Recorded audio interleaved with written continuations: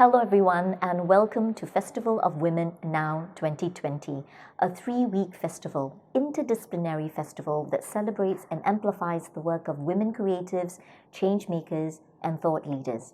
In general, it's about women championing the works of other women. And this year, we're bringing Now 2020 in a digital format and brought to you free. Because of that, I'm appealing to you to consider donating to TCare. Your contributions will go a long way in supporting Now and his endeavors, and most importantly, in supporting the creatives, freelance collaborators that help to make Now possible. And what is TCare? TCare is established by T-Works. It's a fundraising initiative that supports projects led by women that makes the borders between art and life more porous. And not only that, it supports these projects that make an impact in society. This year, TCare supports 7 projects, and they are the Codet Project, led by Nurul Jihada Hussein, Keeping Hope Alive, led by Fionn Phua, Project X, with Vanessa Ho, Sherry Shakisha, and Wani, It's Raining Raincoats, led by Deepa Swaminathan, Project Julia Street, co-founded by Eva Limson, 3 Pumpkins, led by Lin Shiyun, and of course, Now, helmed by myself. If you are in a position to give, do consider contributing to TCare. Your contributions will be divided equally and shared between these 7 projects. Thank you very much. For more information on TCare, you can click onto giving.sg and search for TCare, or visit the Now website at notordinarywork.com.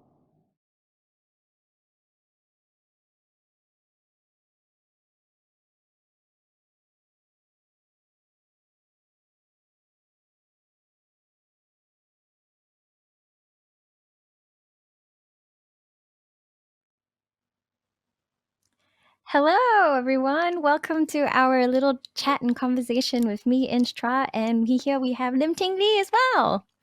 Hello. Yeah. Hi, Inch. Okay. Hey, thanks for saying yes and doing this all together. I've been waiting all week for this, honestly. It's been really such an honor for you to even say yes in the first place. So just a bit of context, I'm Inch Chua. I'm a local singer-songwriter, musician, and sound artist, I think. I think I'm still struggling with recognizing myself as that. But these are things that I do, like just sound-related art. And we have Ting Li with us today. Yes, hi, I'm Ting Li, and I'm a sound designer and supervising sound editor, re-recording mixer. So my work is more going towards long-form narrative audio visual projects. Yes. Yeah. So I guess we're gonna like chit chat. I think one thing that I've always wanted to know, I guess, like is like how did you first started out like getting into sound designing and eventually for film? Like was it something that you kind of always knew or was it something that kind of discovered along the way? I think it was very accidental. Because I've never wanted to work in film. I've actually always wanted to work in theater. And I wanted to do Hmm. lighting for theater, very specific. Yeah, and I knew Wow. that since like secondary school. So, but then at that time when I was going to, go to like after O levels, right? I wanted to go into theater school, but then my Mm. parents were like, no, I think at that time, the private schools that offered theater studies were didn't like you that there was a reputation then that you only went there if you had nowhere else to go, or at least to my parents, like that was the impression they had, so they didn't allow me to go to like a private school. So in the end I found Nanyang Polytechnic, the film sound and video course, and I thought, okay, that's very hands-on and that sounds like something quite similar, so and then it's in a like public school, so I'm like, okay, I'll go there. And then on the first day of school, basically, you know, they will go around and do like the icebreaker thing, like what do you want to be? And most people say, you know, director or producer, cinematographer. And then I was like, oh, I want to do like a lighting. I want to be a lighting designer for a theater. And they are like, you're in the wrong school. So, Did it just so I make? kind Did of it, and then had- like tell you to be a gaff? Like you should do gaffing instead since you're in this course or whatever. Like no, they just like outright like told me you're in the wrong course. Like we no, don't do wow. theater here. Yeah. Okay. So I was like, okay, I just like bite my tongue and I'm like, okay, just carry on the course. So FSV, like film sound and video, is a very broad-based film education program. So they basically teach you everything. Like you have to do everything, writing, you know, direct, produce, sound, shoot, whatever. So that was when I got like my first encounter with sound for films. And then when I was working on it, you know, I just felt like, oh my God, like it doesn't feel like work at all. You know, I was begging teachers to extend my studio hours. You know, I was like asking friends to book the hours for me and stuff like that. And I was just really, really enjoying it. And I was just very amazed at how just by changing the sound, your experience of watching a film can completely transform. So I think that was when I decided that, you know, I would love to do this for the rest of my life, you know, because it doesn't feel like I was working at all. So that was how I first got into sound. Yeah, but after that, it was kind of difficult because I was, after I graduated, I basically couldn't find a work as a sound designer. So I went into production instead. So I was like production assistant, worked my way up to assistant producer. And then I met some filmmakers along the way and I started to produce for them. So when I produced their short films, right, I would then hire myself as a sound designer. So that was how I just hired myself. And then that was how I managed to gain a portfolio. So eventually I got a full-time job. With that portfolio, I got a full-time job at Yellow Box Studios. And I worked with them for like about 3 years. After that, I decided I would like to choose my own projects. So I left and then I freelanced and then I worked on a film called Sandcastle, which is a Bu Junfeng's debut feature film. So it did very well in the festival circuit. It premiered in Cannes. So with that success, I decided to apply for, you know, the National Film and Television School in the UK, and into the sound design masters and sound design course. So I went there and then did a graduation film, an animation film that won like a big award in Los Angeles. Basically, it's like the Motion Picture Sound Editors Golden Reel Award. So they call it like the Oscars of Sound. Like they dubbed it the Wow. Oscars of Sound, yeah. And Yeah, it so that is. then It is. there was a short film category, you know. So my film won for that. And then, well, basically, long story short, I worked for a few years abroad, and then I came back, and now I'm working at Mokachai Laboratories as the director of sound with my team of sound editors, and yeah, that's where I'm at now. So, what about you, Journey. Inch? How What a did you get journey. No, into? I'm not done talking about you yet. Cause Oh my like god! it's so epic. It's such a great like you've had such a crazy journey. And the thing is that like it's so underrated. Like, you know, most people like if a Singaporean won an Oscar or like some kind of an Academy Award or some international accolade, like it would be on the next paper the next day, you know, on the paper the next day. But you know, having the equivalent of it on something like a technicality like sound, like somehow it just doesn't get the kind of like, you know, glorification that you would normally get. But you're exactly that person, you know what I mean? That person where I know so many sound engineers and so many sound designers who like look up to you and basically think you're like the bar, you're like the person to be in that level because of just the amount of accolades that you've done and with good work as well. Like I think we have a photo of you and your awards and like your all the things that you do. Like if we could we have that slide out? There we go. So Look at yeah, that. that's me at work. So basically, my work involves sitting in a dark, windowless room for long hours, and then on the right is where I'm doing some Foley work, where basically I'm recording footsteps for film. And then on the top is like me and my husband. So we were both nominated for the same category. And then I won. So romantic. So, yeah. That's so great. Yeah, you're just one of those people that I look up to. Okay, we'll get back to this because I have so many questions about foleying and what you're doing on that photo on the right. And whoa, look at that. This is Mocha Chai Laboratories. Yes. So this is my office, and I spend many, many good hours here. Yeah, it's a bit like casino, like no windows.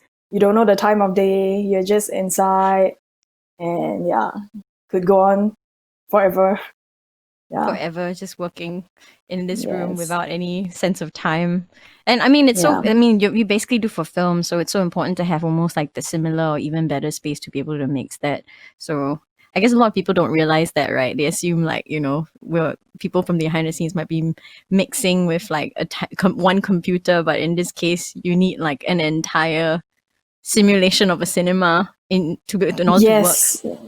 Yes, that's right. Like I mean, in terms of the track lay, like if you are just doing the prep work of adding the sound effects or editing the dialogue, I mean, you can do that on a laptop or on headphones. But basically, at the last stage where you mix the film, you have to mix it to the medium that we played in, lah.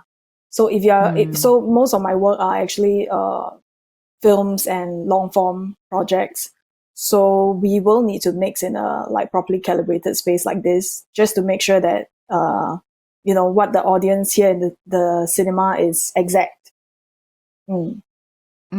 Absolutely. Yeah. And I guess we'll talk a little bit about how and where our audiences are changing in terms of that. But yeah, look at all the crazy amount of work that you've been doing. So these are some of the works that I've done. So as you can see, right, it's very broad lah. So because so usually I'm hired to be as a sound designer for a director's film, right? So basically the genres are all very different. So you have like the more art house stuff like Apprentice and Popeye. You have your kind of like TV fare, folklore and Grisey that's on HBO. And then you have more commercial work like Wonder Boy and Lulu, the movie. So it's very the range is wide, but it's great because I can get to do different stuff and kind of challenge myself in different ways. Yeah. And it's just so crazy, right? Like I think we had a conversation about this of how when the work is good, the point is that you're invisible. Yes. Like you're supposed to like people don't even notice that you're working throughout the whole thing. So I think it's really nice that like, over the years to just even be recognized for it or have like for people to notice that it's good or that it's not jarring in a bad way or whatever it is that's like if you're hearing it, it's really great. But yeah, look at that. Your work is just so broad and I think that's the beauty of sound too. Like, you can almost like it could be it's the same person working on these varied genres across the board. And that's interesting. I have to say that it's not the same person though, but rather the same team because I do work with a team of sound editors. It's just not me. It's usually like a whole team of people working together to achieve the sound that you hear. And you're absolutely right because if we did our work well, then nobody will know that we even exist. I think people only realize that people only pay attention to the sound when they realize there's something wrong. Like, for example, if they can't hear the dialogue or something is too loud or too noisy, and then they start to notice the sound. But if we did our work well, then nobody will notice it. No, people will just think it's like organically there, or it's like recorded on set or something like that. Yeah. Well, Yeah. okay. So that's so cool. I just think you have like such great body of work, and to me, it's like, I mean, that's wonderful, right? Like, that's the beauty I like about this profession. Many people don't really have the opportunity to work in such a variety of genres. You know, at the end of the day, like, you know, you end up having like, oh, see, wow, we have something from Pam, who says, amazing. I love the soundscape of Apprentice and Popeye. Thank you. I mean, I'm glad you noticed it, lah. So that's a good thing. You notice it for the right reasons. Yeah. Yeah. What about you, Inch? I mean, my work is mostly, you know, reacting to imagery. But for you are sound and music, and how did you get into it? You know, it's like more like purist than I am, you know, because I'm still working with, I'm still reacting to something, like in my case, imagery. But for you, it's like creating something from scratch and using sounds, right? So how did you get into that? Well, my origin story is very lame. It's very lame. I was 14 years old when a really cute guy outside of school asked me out to watch his band. And I was just like, oh yeah, I'll check out your band. And then before that, I was just some tween who just listens to radio and like knows nothing about the process of making music or the wonders of creation whatsoever. I was just like a very atypical person, maybe, I don't know. And then I went to watch his band, and I just fell in love with, like, not him, but like the music, or rather Not the him. idea of it didn't like, work out. Okay. yeah, it was just the idea of like, oh my god, this person is creating his own thing and being on a stage and doing their own thing, and that just blew my mind, because before that, like, the understanding of that didn't seem to exist in somehow. Like, I just felt like everything was on radio. The idea of creating art or whatever just seems like a distant thing other people from another country did, or at best like some kind of entertainer. But you know, just to me, it didn't occur to me that anybody can create art, and to whichever way you want. And so I got kind of addicted to just going to watch shows, like live music and bands in general, and just watching other people create. And maybe along the way, I think I found enough courage to want to try to do it myself. So I joined a band, and quite dangerous lah. I just went online onto a forum back then. Like, you know, back then when the internet wasn't like a big thing, then the only way to connect with people was like one of those like dodgy forums. In case of music, there was this website called soft.com.sg. I don't know if anybody here even remembers that, but it was like one of those like almost like Hardware Zone like forums of music. And like, you just show up and then you basically buy gear. It's like a buy gear marketplace. And then there's a part where you go like, what 16-year-old looking for a band? Like, you put out an ad.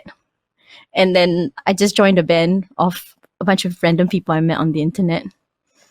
And then, and then just sort of just kind of, I didn't have any ambitions to be a musician. I just wanted to create. And in fact, my real ambition was to be a fine artist. And that's what I went to school for. And like, music was sort of like a hobby, like a after school sort of like a, let's go, instead of going playing football or video games or knitting or whatever, I just go play music for band, you know. And that was kind of like a hobby. Somehow when the boys went into an NS, and that's when the band sort of became inactive, I got bored and I didn't have that hobby anymore. So I decided, I was kind of forced in the place where I should create or try. So then when I started making my own music, and really, it's really, I would say at that stage, it's a lot of mimicking, or a lot of observing what other people did and going, wow, that's so cool.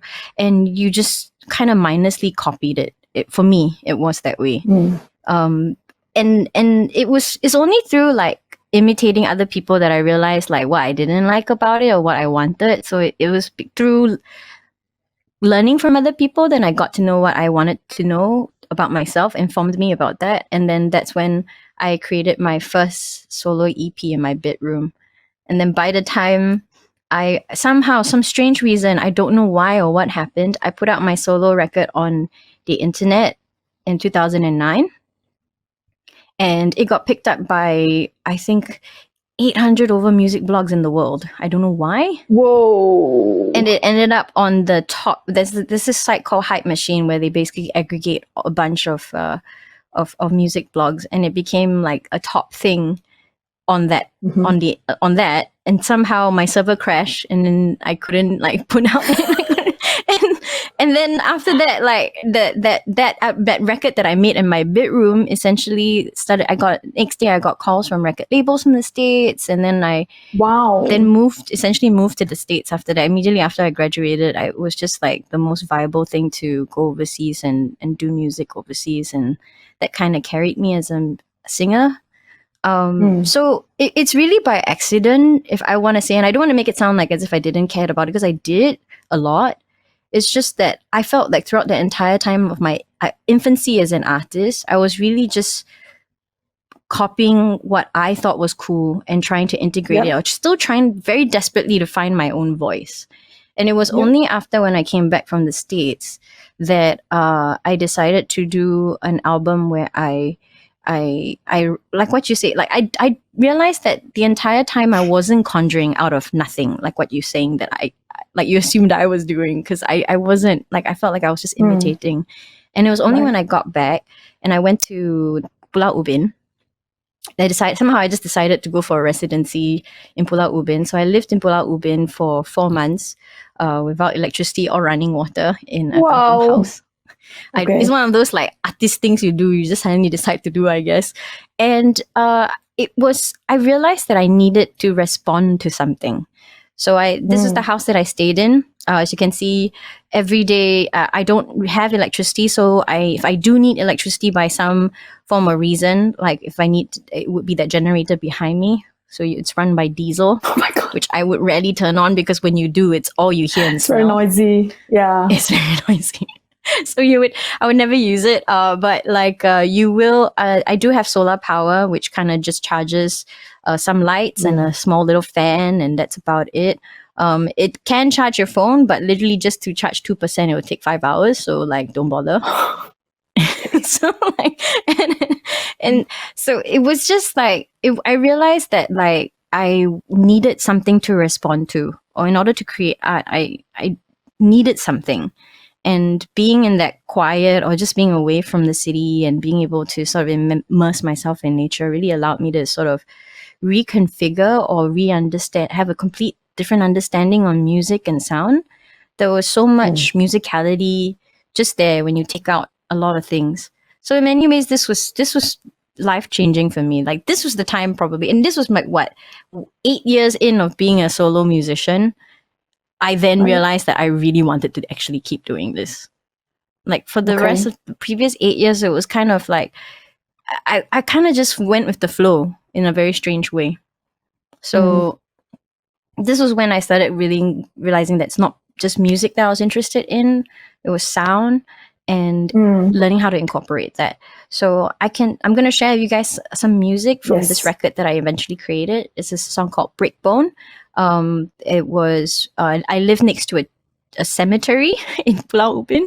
Oh my God. So there were a lot of mosquitoes and all of that. So this song kind of was trying to capture that, as well as a lot of the sounds, like the percussive sounds were taken out from, like, found from the place itself. So it was a lot about recording it there and taking it home and turning it into music. And I worked with an amazing producer, Evan Adventure Time. So this is called Breakbone. What do I know about bitterness? I search the skies for an answer. What do I know about bitterness? When anger anchors down your secrets. We are not one in the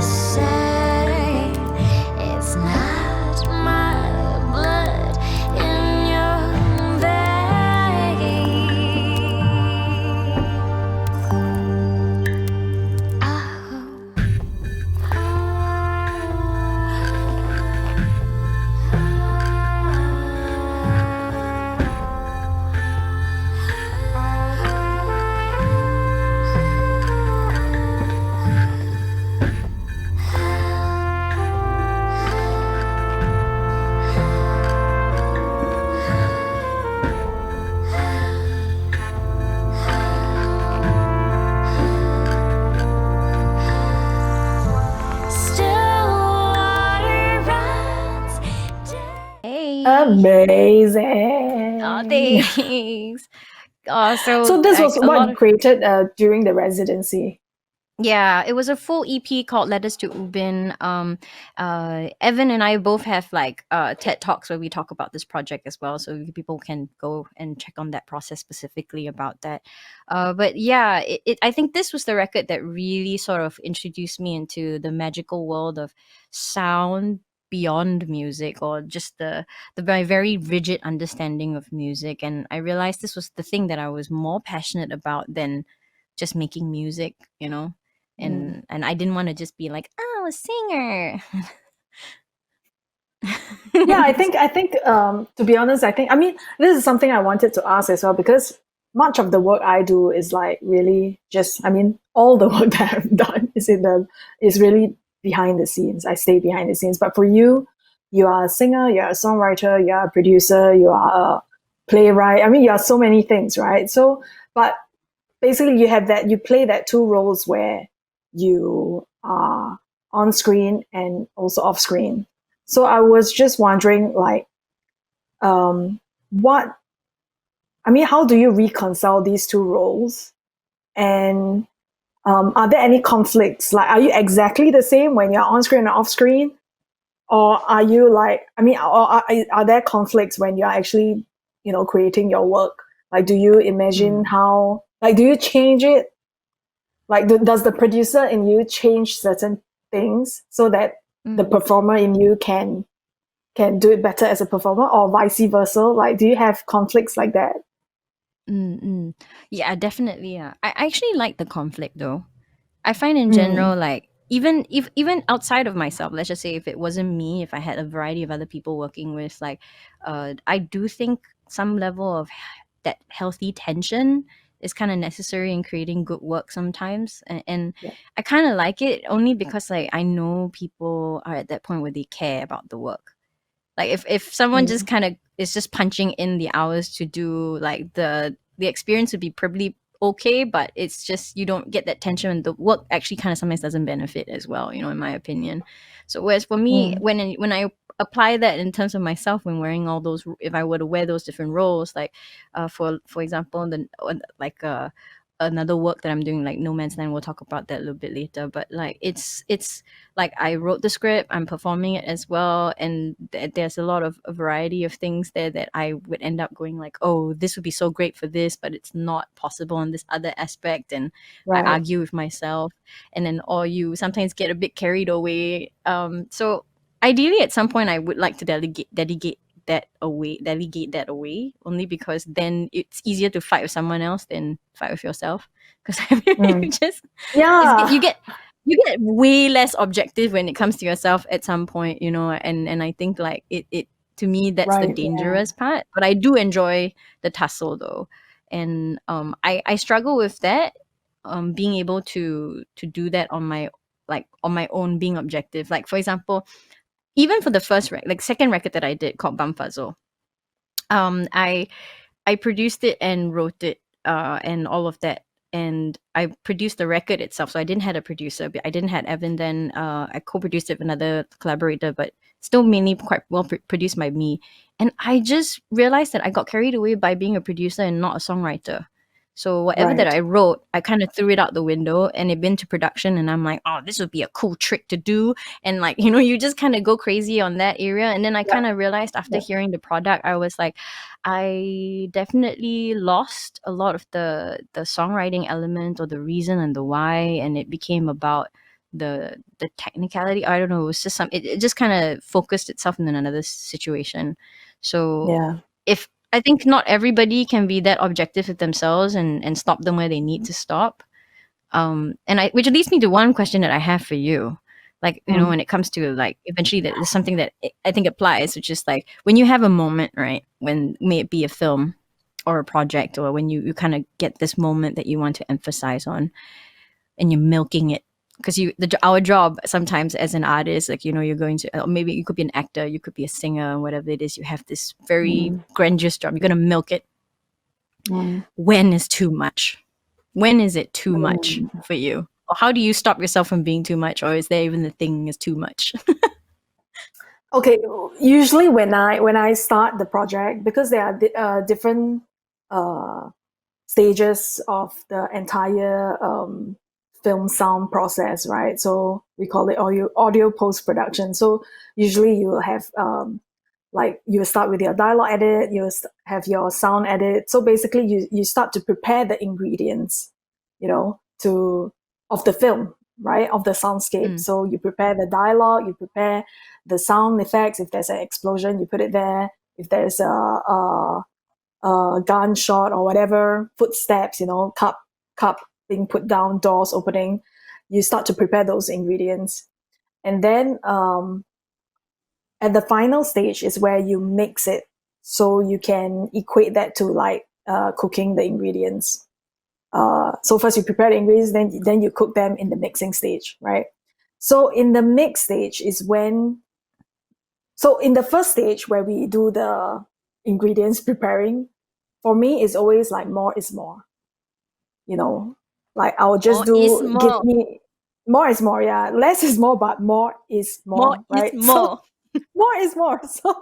So I like to have a buffet lah, so that when I'm in the mix, I can then hopefully objectively decide what is it I'm going to use. What is the most effective way of shaping the sound in that scene. So I think it helps, like what you're saying, to have an objective mind. So I guess in a similar way, why you started working with Evan, because it's like trusted ears, right? Another pair of trusted ears, and someone who can help take away some of your responsibility, so you can be as objective as you can be, right? So similarly, like I work with a team who will provide me with the ingredients. Sometimes I'll do some of those ingredients myself, but I won't. I mean, I don't believe in like one man show, So then when we are in the mix, I'm still in an objective state. I have not, sort of like went through this spiral of, being too close to the film and feeling numb to the film. Like, when you are so close to it, you can hear what's the next thing coming. You anticipate what's the next sound or what's the next scene. So you can't watch the film as like from an audience point of view, right? So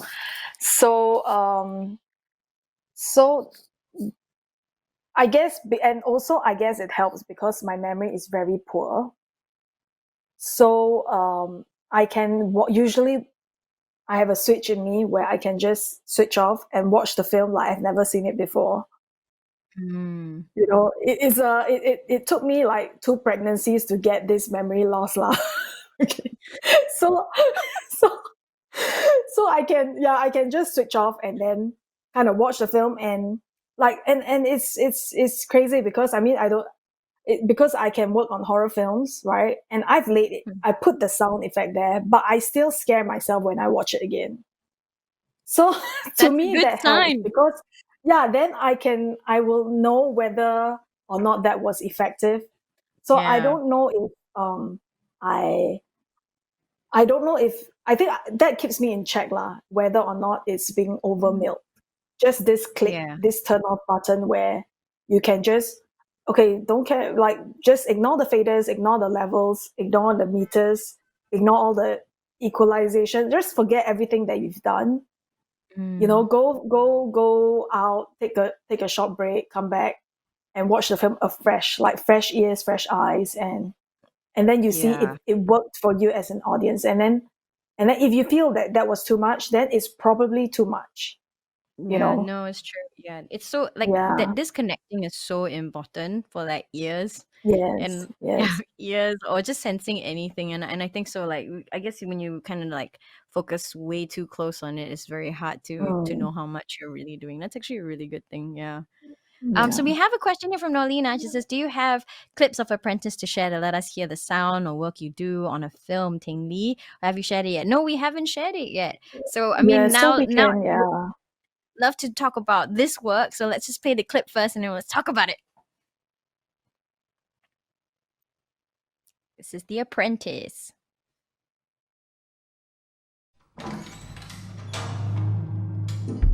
Have you been here before? Nasa? We're a maximum security prison. You'll be handling rehab prisoners. But here we also have punishment cells,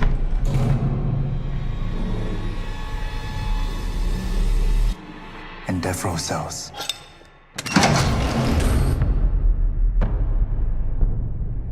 Take off the hood. Bila Chief jadi executioner? 34 tahun dah. Aku dah buat lebih 600 kali. Aku dah jumpa dia. Siapa? The hangman.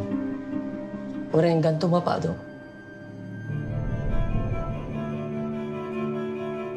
Kau nak buktikan apa ni? Nak kerja dengan dia? Saya dulu banyak masalah. Panas bara. Aku nak kau take over jadi asisten aku. Ika.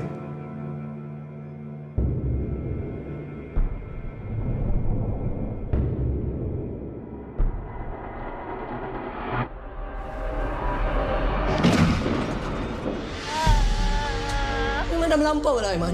Tak nak kisah pasal aku. Sengaja kan? Kau cakap macam ni, kau nak sakitkan hati aku. Kau nak buat aku benci dengan kau, kan? Chief tak kesiankan dia ke? The law is the law. Dia orang commit crime mesti kena hukum lah. Kalau kita kasih dia rehab, dia boleh berubah ke? Kalau kita tak kasih dia chance, macam mana kita tahu dia nak berubah ke tak? Apa? Kau ingat aku siapa ya? Kau masuk sini, kau ingat kau boleh bilang aku apa betul apa salah ya? Ya memang aku pandai bunuh orang. So what?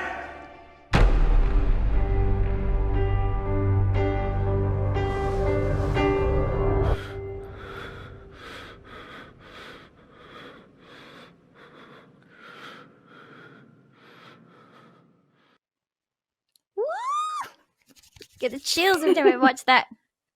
Such a great film. Yeah, You can so that catch was it right adventures. now. Yeah, it's available on Netflix as well right now, I think, and on whole other platforms online. So please do catch that film. It's really, really very good if you haven't seen it. So yeah, let's talk about this. Like, how was the whole process working on The Apprentice for you? It was great. I mean, I worked with Jing Fong since 2004. So we've been working together for 16 years, right? So this is his second feature film. And I think because we've worked for such a long time together, I think there was a certain trust between us. Like I know his taste and sensibility, and he knows what I can come up with, you know. So I was given quite like a lot of free rein. Basically, he just threw me the film and said, you know, like, what's your take on this? So we and because we've worked together for such a long time, I was able to be involved very early on from the script stage. So and at that time I was based in London, so we were working remotely with each other. And the sound recordist on the film was Justin Low. And basically the film is about, I mean, for those who haven't watched it, it's about the main character Aiman. Basically, he is tasked to be the apprentice of the executioner in the prison. So, and as the story progresses, you realize that actually he has a connection with the executioner, right? Prior connection. So, so a lot of the film took place in a prison. You know, it needed to be very high security. There was the gallows. That, you know, and all of these places were not accessible in Singapore, like they weren't allowed to shoot there. So basically they had to, like the scenes that you saw in the prison, they were actually shot in Australia. Oh, And they were yeah. actually shot in different defunct prisons. So they were almost like museums. So they were completely empty, like abandoned prisons. And so basically everything that you hear in the film was recreated, from the doors to like the alarms, the beeping sounds, even the like sounds of people in the prison. Like, so behind the cells, you would hear some commotion.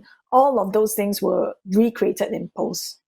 Yeah, and but because there were some unique locations like the gallows, which was actually a set that they built in Singapore. So I got Justin to help me record several of the, you know, the sound of the trapdoor opening, the lever being pulled Like they actually built a real gallows. They built this real system. The production designer built the entire thing. Yeah. So I got the sound recorders to kind of record lots of those sounds so that I can use it, because I mean it's not something that you can just You have access Google. to. There's no stock library out there for this. Yeah.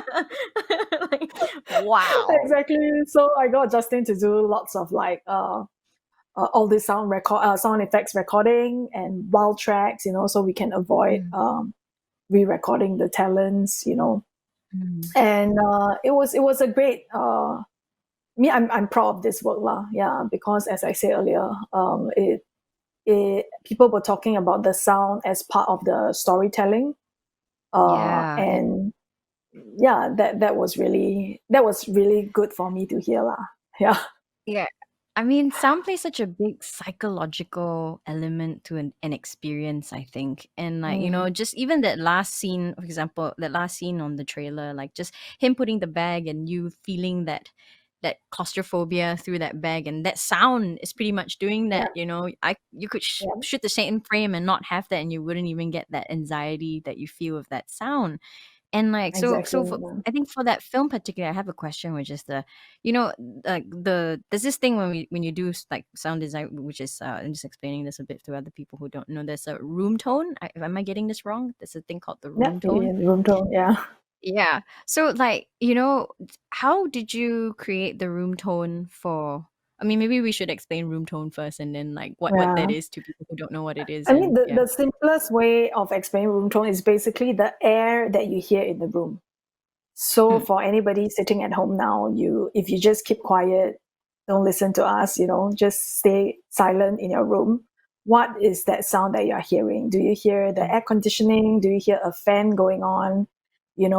That is there an open window where you hear a bit of the traffic outside like spilling in? That essentially is room tone. So basically it's the air that you hear in the room. Yeah. Yeah. So like when it comes to the room tones of like for the apprentice, like you are hearing a lot of these, like it really tells you about the space, informs our brain about the space that we're in, right? So like when you were working on the work, like where did you find, or did you have to get your recorders to also record these room tones, or did you have to recreate them, or? Yeah, the recorders did record all the room tones, so we had the naturalistic sound to work with. But so there was that layer. So for apprentice, there were actually many layers of different room tone, and we kind of mixed it so that it orchestrates a certain kind of emotion as the scene changes. So for example, when we are in the gallows, there's actually a ventilator fan there. So we use that as like kind of like a pivot for our sound. So when you first enter the gallows, it's very naturalistic. You hear the ventilation sound, like everything is just as you would hear it in real life. But as the scene, progresses, and when, I mean, I don't want to spoil the story for people who ever watched it, but as the scene gets more and more intense, the ventilator sound kind of morphs into kind of like a woo, woo, woo, like a helicopter blade almost. So that was so you kind of could orchestrate the sound so that it evokes a certain like reaction lah. Like, so you may not really hear it, but you definitely feel it, because from like a very like a woo, it becomes like woo, woo, woo, but really progressing so slowly that you don't hear the change. Yeah. I mean, that's I think the fun part about what you do, and I think that's what I've been exploring as a sound person that's interested in sound. It's like just how you can psychologically manipulate people with all these little tricks on the side. So we have something from Dana Lam here that says, "Hi Dana, air we hear in the room is not the same as we hear in a soundproof room?" I mean, it's the same, because in a soundproof room you also have air. It's just that the air is more muted. Less activity in that soundproof room. Is there sound of stillness? Like a sound of stillness? If so, how do you produce it? I think there are different kinds of stillness.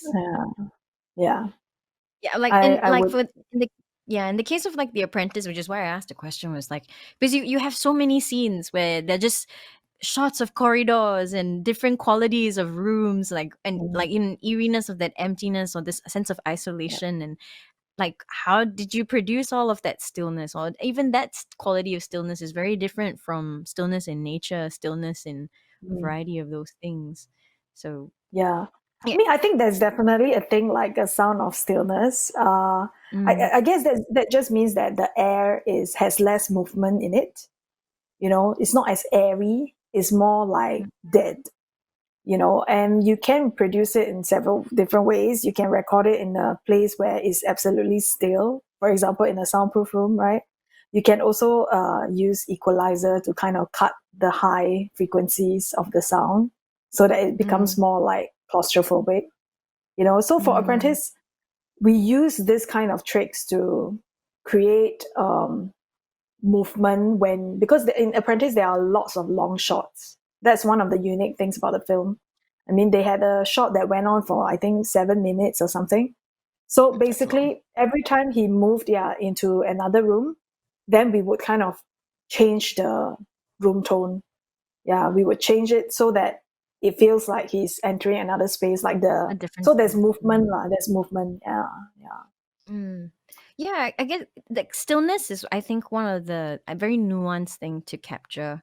Like I guess if you go into any indicative place, like you know you're going to a food court, you're going to like in traffic or whatever it is, like it's very yeah, easy to. But even I think stillness comes in so many variety of qualities. It's so difficult to say. We have another thing from Pam. yeah. Ting Li, I love this. Thanks for sharing. It makes a lot of sense for me now why, for days after watching The Apprentice, every time I went into the toilet, the scene from the film kept rising up. Oh my god. Okay.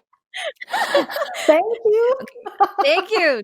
Toilet reverb Yeah, is thanks. special. Yeah. Like, it's just like Very, yeah. Mm, but thanks for that it comment. Yeah. yeah, so I'm gonna take stillness to kind of segue into this because like stillness as well is something that I'm very fascinated about in terms of capturing, and like what you say, like a soundproof room really has a different kind of stillness to it. There's this dryness in the air, and like it really is the same feeling for the work that I did for Antarctica when I was exploring it when I was Mm, there. So in 2018, I took an expedition to Antarctica with an organization called 2041 that basically advocates for the renewal of the Antarctic Treaty that expires in 2041. And so it mm, really was like a eco trip or in many ways. And while I was there just experiencing the landscape, you don't actually hear total in my opinion, in real life and anywhere that you've ever been, even in the most isolated regions that I've been, there are very rare times where I hear nothing. You mm. know, even in total stillness, you will hear something. Um, Right. but in Antarctica, as you go closer and closer to the inland, I really heard nothing. Like Yeah. for the first time, I hear nothing external. Like and that was terrifying because the loudest thing was my heartbeat that I can Oh hear my it in my ear. god, you could I hear can it. hear it. Yeah. I can hear it in my eardrum. And then given Yep. enough time, I started hearing I swear, I know it sounds insane, but I Mm. definitely felt my blood moving in my body. Yep. Yep. You know, I felt Mm. my blood moving in my body. I felt like my muscles moving when I move anything. I felt my Yep. bones. I felt like just nerves and or gastric fluid. I don't know what it is. Like I just felt my Mm. body and it was the loudest thing. Like there's nothing louder than that in that moment. And I just realized that my brain has just managed to shut out a lot of other stuff normally, you know, or rather we Mm. get distracted by, there's a car on the outside, there's a wind, there's like the Yeah. fan or whatever it is, and all of that. So I experienced sound in a very different sensorial way, and it was very difficult to be able to translate that into, I don't know, a piece of work. You know, if I wanted Mm. to talk about this feeling, it's like I can't show the audience nothing. So like, it's like how do you share this nothingness to people? Yeah, how do Like you it's share stillness, right? Yeah. yeah, that is really very challenging. So this work, I think I have a few slides about it. So it was really great because I worked with T Works on this. They were very kind. After I got back from my trip, I did sound them off before I left, and I worked with. Although it's a one-woman show called "Till the End of the World Will Meet in No Man's Land," I worked with an amazing team of people who really guided along on the sound, on just other elements to try to create this experience. And what we did was that we worked with binaural technology, and binaural technology is sort of a very fancy way of just hearing things as the human hears it, or replicating that experience. It's hearing sound in 3D, some people call it. It's made very popular these days because of VR or AR and ASMR. Like like that's like like that's a huge thing now. So like all of that is considered relatively binaural. So like playing with that technology about creating this idea of having everyone in the audience in headphones and experiencing this binaural feeling was something that I thought was very important, trying to bring this experience. And it was challenging because I can never imitate or take you to Antarctica. I would never do that experience justice, but I could try to share consciousness, and I thought this was a really good device to kind of use. The next slide, I can't remember. It's the we were that's right. So the idea that playing with a lot of I wanted to put sound at the front and center of things.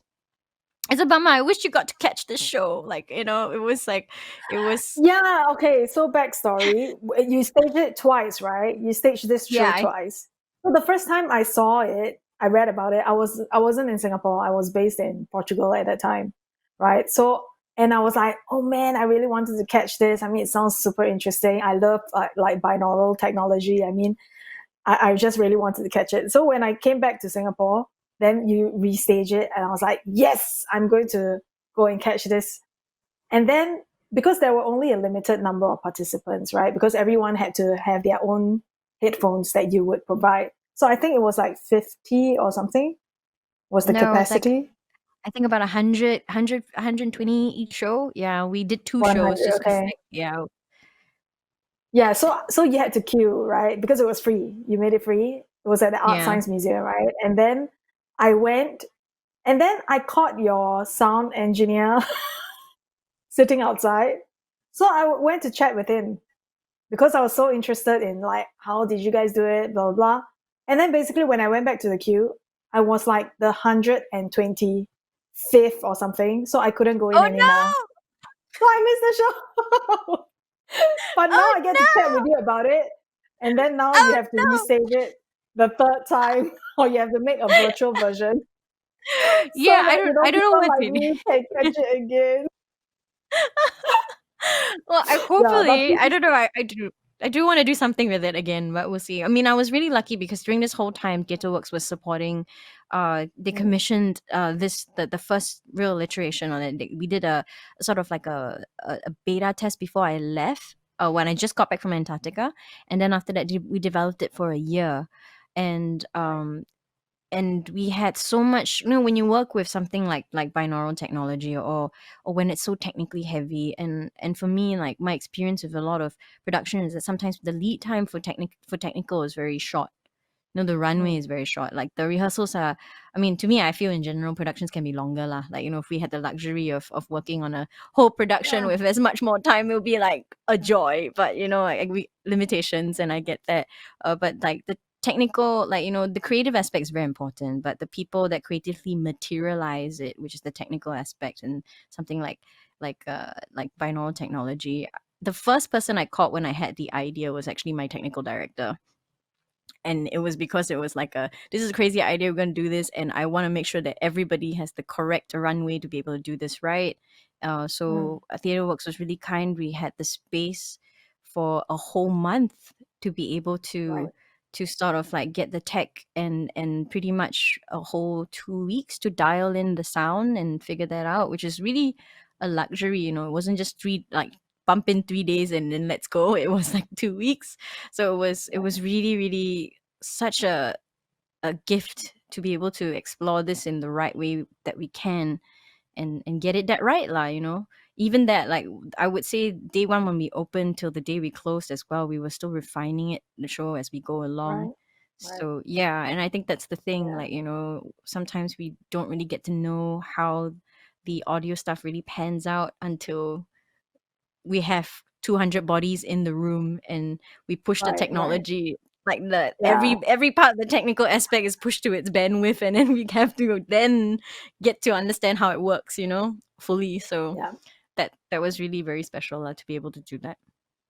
Yeah, I mean, I think what is very interesting about like that show, although I didn't see it, right? But understanding the making of it and your other works is that actually there is this the technicality and the creativity is really tightly weaved, because actually what you do is heavily technical, right? You have to understand the technicals inside out before you are able to craft something creative or put the audience in Yeah. that creative phase. So I think not enough is said about, how you actually technically crafted it. I mean, because the end result is so seamless.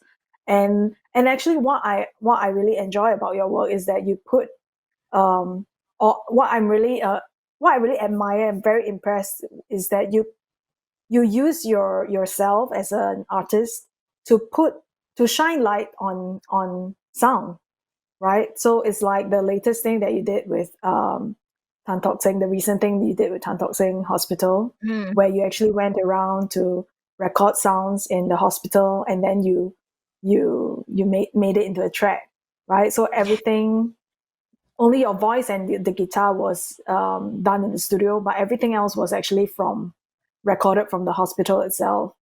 So I Yeah. think we have a clip of that. Maybe we can play it and then we can chat more about that project. Yeah.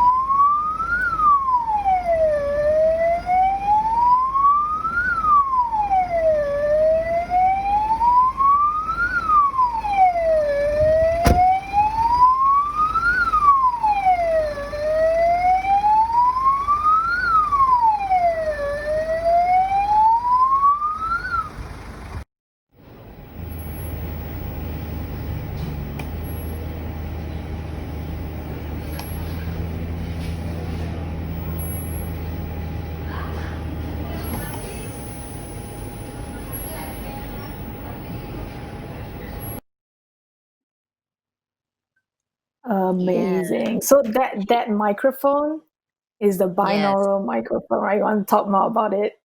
Yeah, I guess like, when for me, I'm desensitized because I use it all the time, but like I forget how weird it is to walk around with that until I go into a public space. And then when I brought And it you're like, around the hospital, "Ooh." because I went to Tan Tock Seng during a time where COVID was still very active. So this was just before. This photos actually come from just before I was going to put on the PPE, which was actually very challenging to record in because that's kind of all you hear when you walk around, just the Oh, when you walk around. okay. So I couldn't really capture very good sounds during the NCID areas. But like it was like like while you're walking around with this, like maybe it's because it's also when the time of this pandemic, like everyone walked around and is like, is that a new thing to test for COVID? Like everyone was just like wondering what it was. Because it was like, is it cause why got human ears? Why Like I know them are just like very, because it's actually two ears left and right, and it's made Yeah. out of like silicone. And why it's so is because binaural, when you listen as a human being, you're not just listening with your two ears. You're like, a few things affect the way we humans listen to sound, which is like the reverberation of our skull, the density of our brain, and even the shape of our ear really does dictate a lot of Mm. the sound that we kind of hear, the reflections, or what I like to call the shadow of sounds and how the sound kind of hits and changes in that way. So like the microphone itself, when you record, it needs to really emulate what a human sounds like. So these little features like the ears kind of create that sound. And going into the hospital, like, you know, during this time, like it was just so crazy. Like it just always reminds me on how you can receive so much information about a place by just hearing it. If you just close your eyes and just hear, you can feel if someone's anxious. In this case, in Tan Tock Seng, it was just so sterile and focused. The air was very focused. Like every sound, like one of the earlier clips that we hear was me recording a respirator, which was probably the most horrific sound I've heard in recent times. It's this very light wheeze. And that the idea of that is just crazy to me, that a person right next to me can't breathe for themselves, and this machine is doing that on that person's behalf, and it's producing that sound. Like every breath it's making, it's on behalf of somebody, and that's really spooky for me. And every beep, every alert, the way even like people were talking, how they were talking, how people moved, the quality of people, different footsteps really spoke about the energy of the place. So it was just such a crazy honor to be able to watch here, witness how our frontliners are really tackling and fighting COVID at the moment. And hopefully, and this is really for them, because Founders Day for Tan Tock Seng was just last week, and it was really for them. I mean, I And think it's it so was great. really brave of you to go, because I mean, I think when COVID was at its peak, you know, the last place people want to be at is at a hospital, and the last hospital people want to be at is at Tan Tock Seng. So you went in there, you just dived in there, and you recorded all I'm these all amazing for it. sounds. I mean, there were other So things that I actually, did during COVID that I really wanted to do, because I've also did sanitation in the foreign workers dorm during COVID. Oh, okay. I know. So Right. like I'm lucky because I live alone. So I get to responsibly do these things knowing that I won't affect anyone else. So like, and those were things that, and unfortunately I really wanted to bring my recorder, but obviously that wasn't a thing. It would have been very distasteful if I did. So I obviously just went there to get it done. But yeah, like to me it's like, now I find this at this stage as an artist, like I need to respond to something in order for the work to have real meaning for me. Like I don't want to like, and I think that's, to me, sound somehow, I don't know whether it's a capturing of the situation, but I need a situation in order to capture, right? If not, I don't think I'll be able to like a response to something, right? I think in similar strand, a lot of the Singapore soundscapes that you usually hear completely transformed during this time, because every like during circuit breaker, for example, like everything was just dead silent. You know, like Chinatown probably didn't sound like Chinatown. Like you know, it's just, or maybe for the first time, the birds really took over Orchard Road. You know, that stretch of Orchard Road is just like full of birds. So I mean, actually, you what's know, crazy, in they're the dying airport, because nobody's feeding them now. or in the airport, is like all you hear is the elevator music. Like you don't even, like even the fountains stop working. Oh wow, I didn't think about So that. you know, it's like a total change. Like the soundscape of Singapore changed during that time. Yeah, I didn't even, like, during the whole circuit breaker, I don't think I heard any planes. Yeah, that's true also. But then now I you hear it didn't every know day that. because they Now are I hear every practicing for day.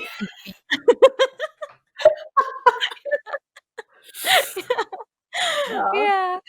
Okay, so you have another work that I want to like talk and discuss Okay. about. So what work is this?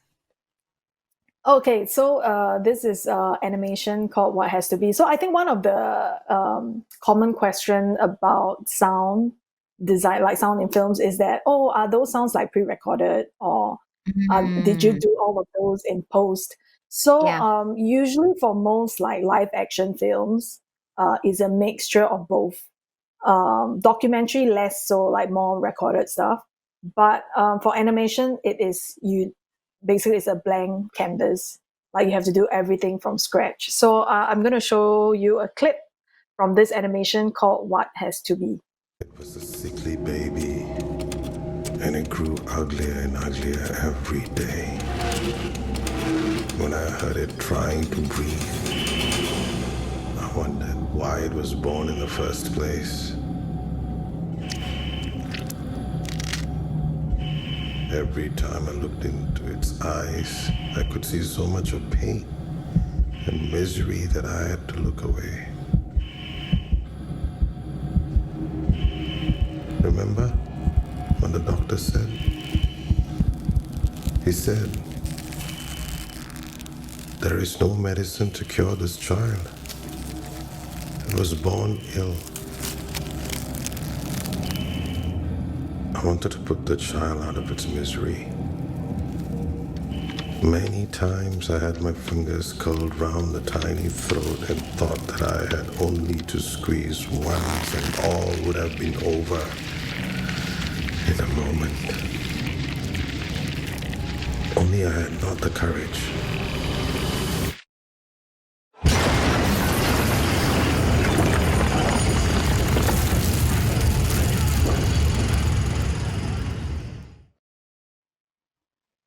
Whew. Yep. So that was completely recreated, completely created, not even recreated, created in the sound design phase. So I think a lot of the stuff we were talking about, even in your tracks, right, has been about Found sounds. like found sounds and existing sounds, and kind of creating a sound that corresponds to the image.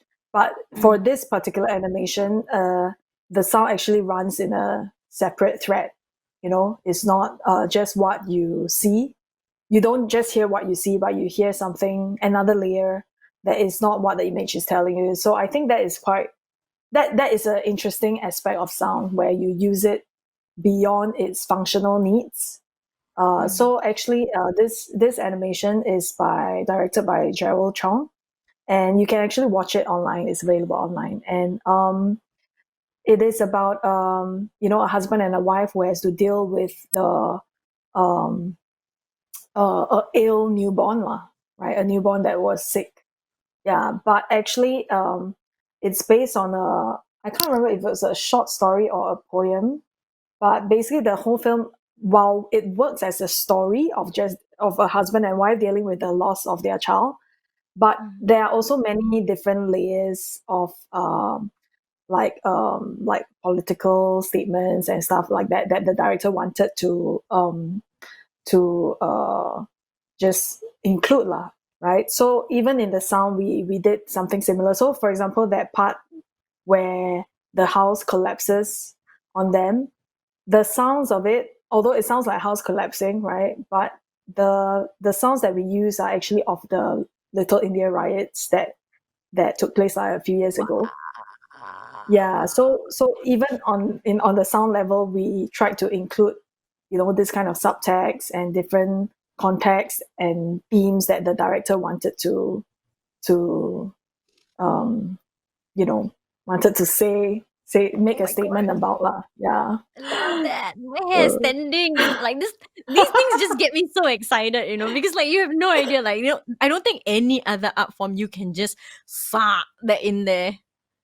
Like, and it's subtle and it's strong and it really says something, and it's so visceral as well. Like, when you talk about a house crumbling down and you use that with like, wow, just so amazing. So amazing. Yeah. 果然是听力. Oh no. Like, just like, yeah, but as I say, like so much of what we do is really invisible, right? And I think it's necessary to say like the amount of technicality you need to know in order to do that lah. Yeah. So but I think that, I mean, perhaps in our industry it is somehow more male dominated, right? So I think there is this I don't know, this fear or of technicalities that, I don't know, stops more women from entering the industry. What do you think? Yeah. Yeah, I mean, I always ask myself that question, and I also wanted to speak to you about it as well. Like, why do Mm, you think there aren't enough, or there aren't more women in our industry, right? Like doing what we do. I mean, there are more now. I would mm, say that. Like, I get very yeah. excited when I see a female sound engineer or a female sound designer or any of that stuff. But they are still at most parts rare, and most of them play a very supportive role. Mm, And not in a way that, I mean, I believe all the best, like even when you're leading, you're also somewhat playing a good supporting role. But like I would say they're usually doing like a more like an automated job of the sound or an mm, aspect about it, mm, like they're mm. jagaing something, but they're not Okay. calling the shots. That's what I I mean, see, I which have makes me my very bit take like, on this. I have my take yeah. on this because I definitely see, or at least during my like studies and even now when I look at fresh grads, right? I think that there are a lot of women who are interested in getting into the industry, but Mm-hmm. whether or not they have longevity in the industry is then the second question. I think it's Mm-hmm. easy to enter the industry. Anybody can, right? You start off at the same foundation Mm. and the same point, but I feel like there can't be absolute equality between men and women until the because I mean we are built differently, right? Mm. So I feel like, at least personally in my own journey, like I've had to take gap years because I was with child, I gave birth, and Mm. I feel like unless that like a man can start giving birth or can start breastfeeding, then there can't be true Yeah. equality. I mean, the women will always have to be the one who has to, even if you say, oh, okay, you don't have to you don't have to be the caretaker of the baby, right? You can just give birth to the baby right, and then just pass it on to someone else, but you still have to recover. So Mm. I feel like as long as Yeah. that aspect is not shared, can't be shared, right? You the women will always have to um Step there will away for always a be bit. like Yeah. we'll have to step away from, yeah, exactly. Yeah, at least this is Yeah. my experience, like, and I have the most incredible husband in terms of like sharing the parental duties, and Yeah. still it hasn't been easy lah. And with my first child, I actually took on a less, as you said, a more supportive role. I actually became a dialogue editor because Mm. that was the role that was least time consuming, in the sense that it was purely very technical. I mean, of course, you need Yep. creative solutions, but it was something that I could just turn on my computer and start working. But when you're doing sound design or like music, right, Yeah. composing, you definitely need to be in a cocoon. You need Yeah. to be in a certain headspace before you can, your ideas will start to flow, right? Mm. So yeah, so for the first 2 years, I think first 2 years, I had to take a gap year first, and then I became a dialogue editor, a full-time dialogue editor for 1 year after having Mm. kids. So I feel like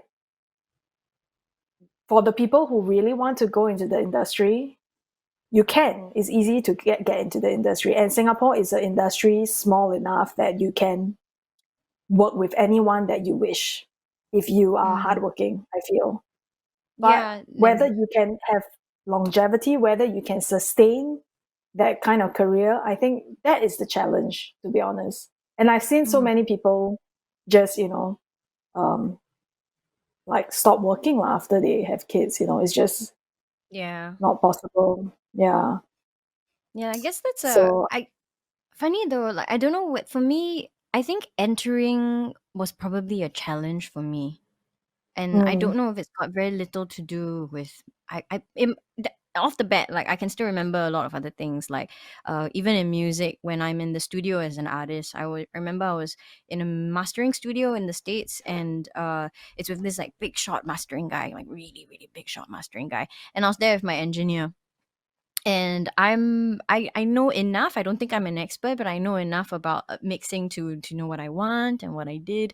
And when I got into the session, the entire time he refused to talk to me and would only address to the other male in the room about anything about what he wanted, which is really strange because after a while my engineer was looking at me to make a decision, and then he was kind of confused as to giving me the look like what does she know what she's talking about, does she know what I'm talking Right. about, kind of a look.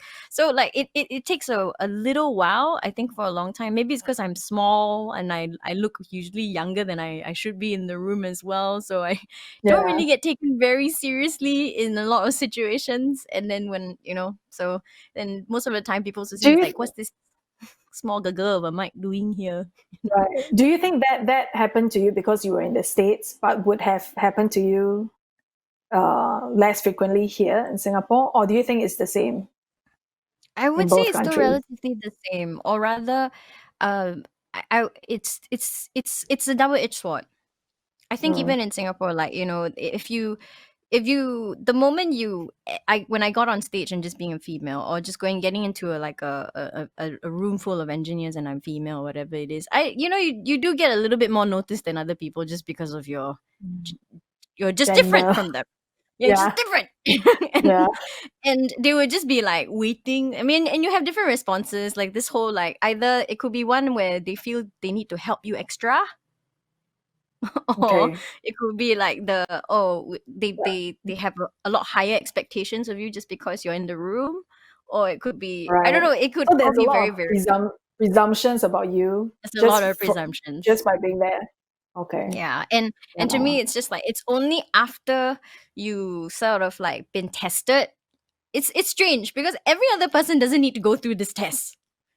Mm. But somehow I feel like most of the time when I'm in any of these situations, I there's an invisible test that I need to pass.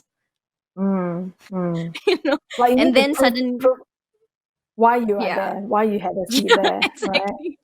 And to me, maybe Okay. that's a barrier that I feel that still exists in some ways. Like, when I Mm. speak to girls on why they don't want to do this, or why there's a difficulty about this, they're already finding it, like they're second guessing their ability in being able to Yeah. do it, and walking Yes. into the room being already like further scrutinized about a technical Yes. aspect about this. You sure you know this? Your gain structure correct or not? Like there is just Mm. like Mm. people are like, talking about basically throwing like all these like big things, and you're like, and you just second guess yourself, like, am I on the right key? Am I on the right, like, am I doing this right? So that kind of anxiety, I think, is kind of necessary, or just Mm. something added that kind of does put the entry level a little, just there's a bit of resistance there lah, I feel, from people to be able to put themselves through that. You must have some kind of grit to be Yeah. able to put yourself through that. Yeah. Yeah. I think I was a bit more fortunate because when I entered the industry, I think because it was so niche, it wasn't just sound design, it was sound design for films, which very Mm-hmm. little people specialized in that. So I think I had like first mover advantage in that sense because I already kind of identified myself as, I want to be a sound designer and I want to work on films, not commercials, not, I want to work on films, short or long form projects, right? So I think because there wasn't that many people doing that, so I had the opportunity to, I didn't have that resistance that you are explaining, but Mm-hmm. then that you're describing. But then now that I'm in a position where we hire people, we work with freelancers, we have interns, and I can see that, uh, yeah, like for females who come in to work with us, there is that doubt. There's that imposter syndrome. Like Mm-hmm. our imposter syndrome is like more like worse. Is worse than a man who is of the same ability. So Mm-hmm. the females would tend to feel like, oh, they are not able to do it. Like if you give them a project or a certain responsibility, they will feel like, oh, maybe they are not up for it. But the male will always be like super enthusiastic and be like, yes, I can do it, even if they don't, if they can't, you know. But the female will be like, oh, I'm not sure, even though they can. So I think it's something Yeah, I've that seen that. maybe we have to encourage each other, and we have to, be more confident lah. Yeah. Yeah. When it comes to what we know and what we are able to do. This is like an observation lah. Yeah. Yeah, no, I definitely seen that as well. Like a lot of women second guessing Yeah. themselves and just although the truth is like most of the time when I see them work, the fact that they second guess themselves, the work actually is so meticulous, like so Exactly. detailed, like way more Exactly. than the average person. So I usually get very excited about that lah. So I think Yeah. we're about to call it a night. But thank you everyone for Mm-hmm. joining us. So before we go, I'd just like to talk about Carving Space Underground that's happening tomorrow.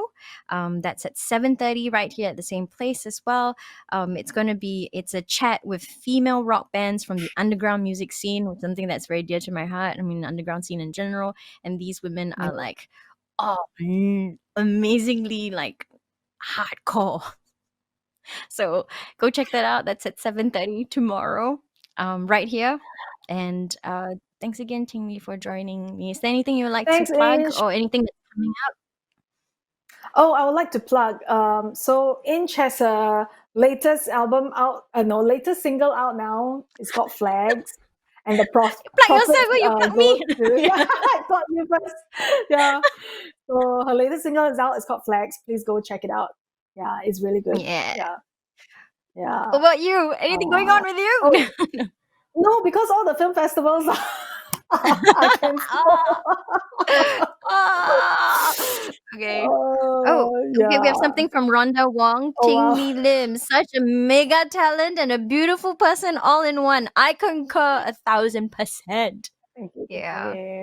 Thank Yes. you. So Yes. we'll leave when we leave. I'll just play out like the song Flags that's out, as Matingni has mentioned. It's out on Spotify and any other good music platform. You can listen for it for free. All proceeds for this month and the month after that and the month after that is going to our migrant workers at home. For their cause to protect them while during this vulnerable time.